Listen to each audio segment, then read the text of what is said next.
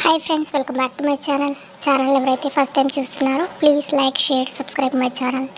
ఈరోజు చింతాకు చట్నీ ఎలా చేయాలో తెలుసుకుందాం. నేనైతే ఇక్కడ ఒక కప్పు శనగిత్తనాలు అయితే తీసుకున్నాను. వీటిని సిమ్లో పెట్టి బాగా దూరగా వేగనివ్వాలి.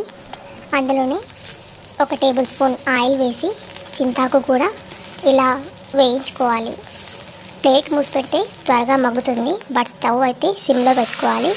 అందులోనే కొన్ని వాటర్ వేసి మరొకసారి అలా గరిటెతో తిప్పేసి ప్లేట్ మూసిపెట్టి మగ్గనివ్వాలి. చింతాకులో ఇలాగే కొంచెం జీలకర్ర కూడా వేసి మరొకసారి గరిటెతో తిప్పేసి ప్లేట్ మూసిపెట్టి మగ్గనివ్వాలి. ఫైనల్గా అయితే మనకి ఇలా కన్సిస్టెన్సీ అయితే దగ్గరగా రావాలి.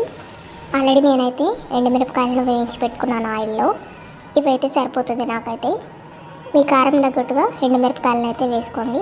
ఆల్రెడీ నేనైతే పొట్టు తీసి పెట్టుకున్న శనగిత్తనాలు, వెల్లుల్లి, ఎండుమిరపకాయలు, ఉప్పు వీటిని మిక్సీ వేసి పెట్టుకోవాలి.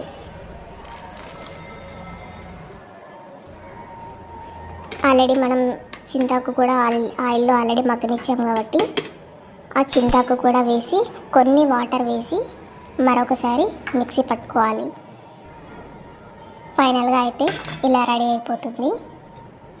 మిక్సీ జార్లోనే కొన్ని వాటర్ కూడా వేసి ఇందులోనే కలుపుకోవాలి. సన్నగా తరిగి పెట్టుకున్న ఆనియన్స్ కూడా వేసి